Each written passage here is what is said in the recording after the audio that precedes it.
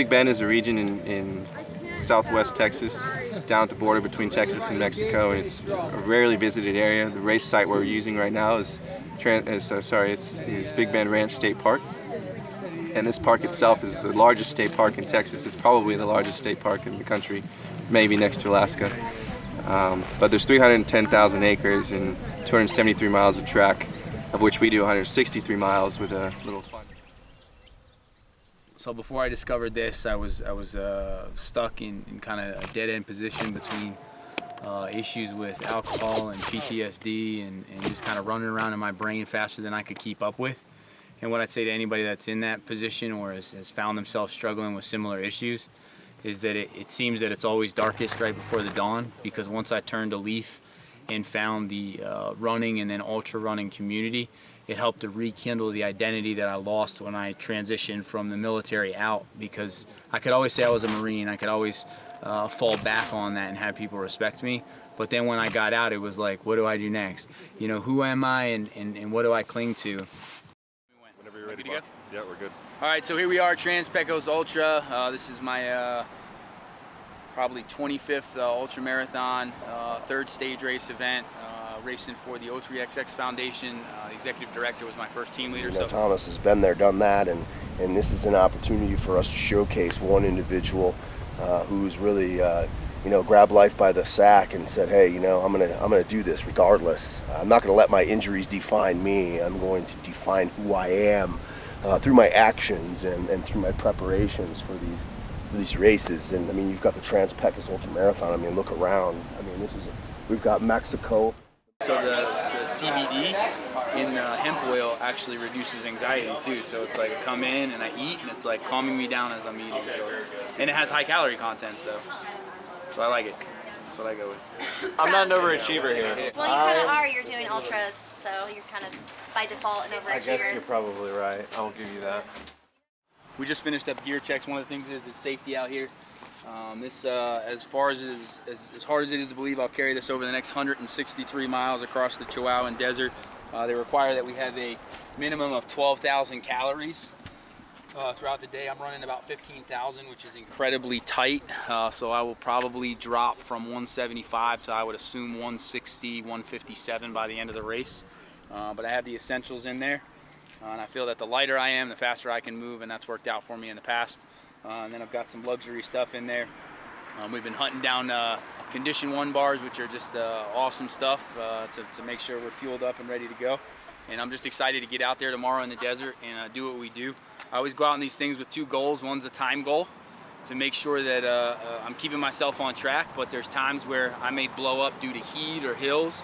And if the time goal goes out of the picture, then the second goal is just to finish. And we're doing this thing one step at a time, just like I did with my battle with PTSD and issues with substance abuse, man. I had to take things one step at a time, one day at a time, sometimes 1 minute at a time.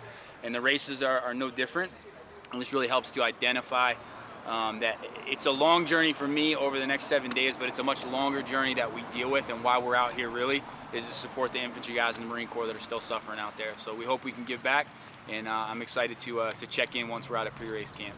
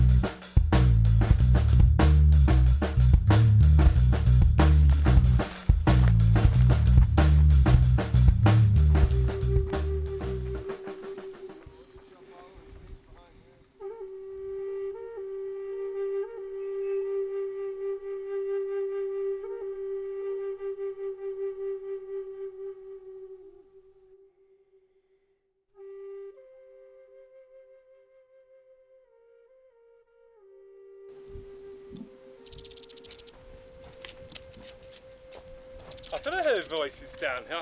Oh yeah. There were. What are people doing Scouting down just to make sure that It's put there. Yeah. Yeah, it could be.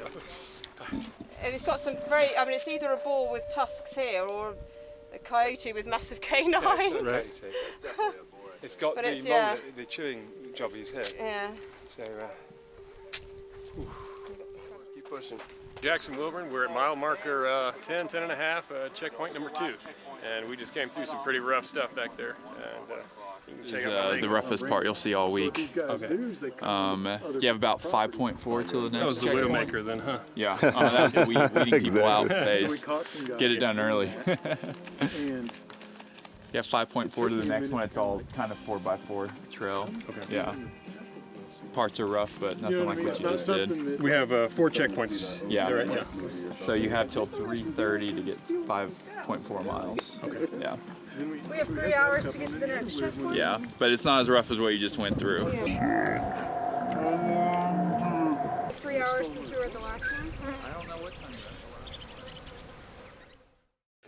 Yeah, Jackson, is this the first one you've done? Yeah. Yeah. Oh yeah. So, what made you want to do this? Well, Chris needed a shuttle driver. And so I said, okay, well, it's expensive. So we're gonna have to do an exchange here. So my part of the exchange is I get to do this for free. No, I asked him, I said, hey, let me participate. And never done it, so. Here I am, yeah, paying a heavy price. Well, I mean, the training, the only training I do is just the hiking I do already. So. Gotcha. So you do this often then, is it? Well, just actually no, not out here in the state parks. It's not like. Well, I mean, in Alpine, it's similar terrain. I mean. Oh yeah. No, I'm used to the ankle pivoting type walking. Ankle busting. Yeah, terrain. it is, and we have some rough stuff out here. I'm probably gonna go ahead and just wear these shoes and duct tape them. Like, you know what? The boots probably provide a good protection, but they are heavy. Do you have a plan for tonight? I'm gonna go ahead and get checked out, see how bad it is. But because I'm duck stepping really hard.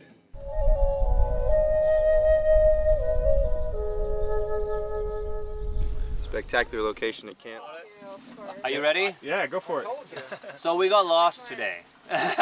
Between checkpoint 1 and checkpoint 2, we went probably what, like a mile and a half? But then we have to backtrack and do back and forth. Yeah, we stayed out there for like an hour before we find the. And then I blew the whistle like 5 times. I know, yeah, for sure. I was like, where am I? I was like, help me, So help me. an hour of the race, I was ahead of them. It was awesome. But finally, some guy at the top of the hill, I forgot who, he's like, you guys are totally in the wrong direction.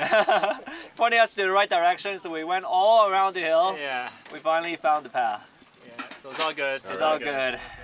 Once we got on the right place, we're good. Yeah. Which one? No, I started the Trans-Pecos Ultra today. I felt real good about it. You know, the first leg of it, checkpoint 1, went real good. Then we hit a lot of technical terrain, and it slowed me down considerably.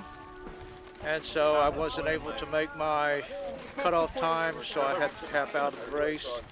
Took another first place day, gained back 25 minutes, which put me in a few minutes of the lead and back into second place. I mean, you can't get any better than that. Ultramarathons are pretty interesting from a medical and physiologic standpoint. The runners just really push themselves to their limits, and for some people that's running 12 to 15 minute miles. For others, it's just pacing themselves to the time cutoffs. But a lot of the different changes, the physiological changes that these runners undergo, have to do with just kind of pushing their body to the limits.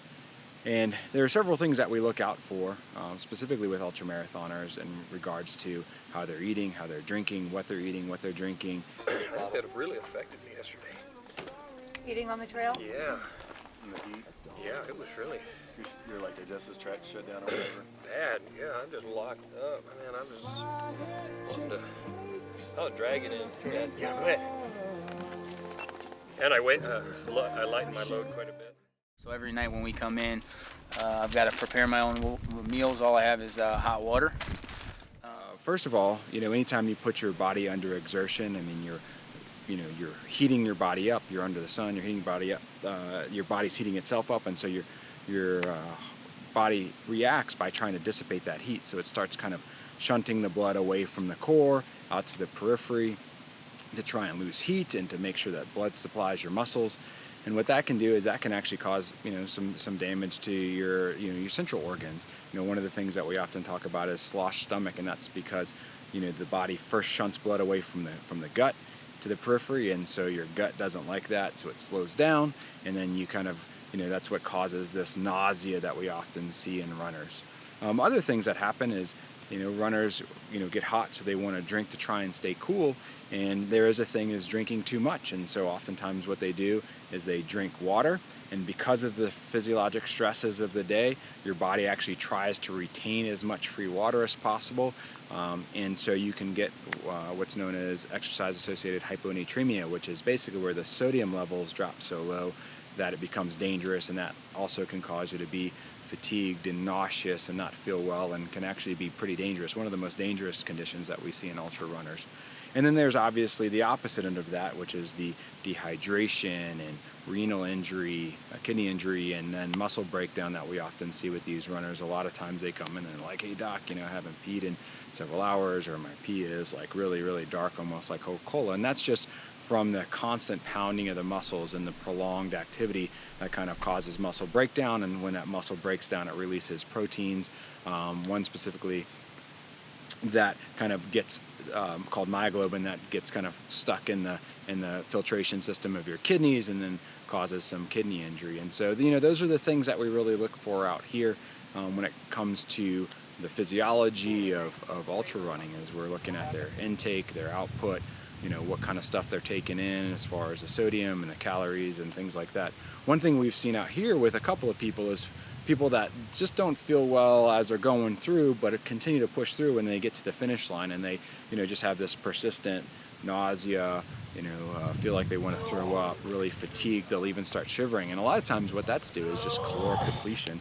Your body uses up all its glycogen stores from its muscles as you're working its way through, and then after the fact you have to replete those glycogen stores, or otherwise you don't have the glucose just to undergo your normal metabolic processes. And so you'll actually see people start to shiver, and their core temperatures will drop a little bit just because they're not undergoing that same metabolic production. And a lot of times for those people, That there was brutal, really tough. Okay. See all that shit. It's not getting any easier. If you'd like, we can help you out with a few things here. We can get Aaron or one of the other docs to, really give you a good check, and they can give you, the full picture of what's going on and make an educated decision. Or if you really feel like that's what you want to do, we can. No, I've given it a real go. I'm not ashamed. What time is it? Shouldn't be. It's more than I've ever done before. Shouldn't be ashamed at all, man. A lot of people have done So It's a lot more than all of us did. I want to enjoy the rest of the trip, not put myself in the grave. Yeah, no, I think that's a smart call. It took me a long time to find something that I was passionate enough, and that also served me in a way that it calmed my brain down. It gave me focus, it gave me goals, and every time that I would finish a race, or I would win a race, or I would do a new distance, I have tangible evidence that things in my life could get better. And if they could get better in that, which in the beginning, something like 163 miles with a pack on my back seemed unbelievable, and then take that one step further to actually be competing and in the top 3 and racing against some serious competitors, it was unthinkable. It was impossible.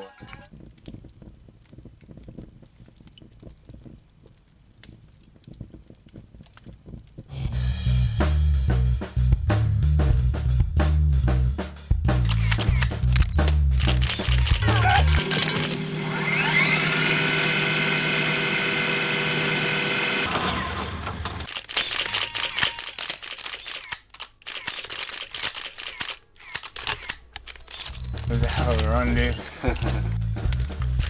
Yeah. Water. How you doing, man? You got your water?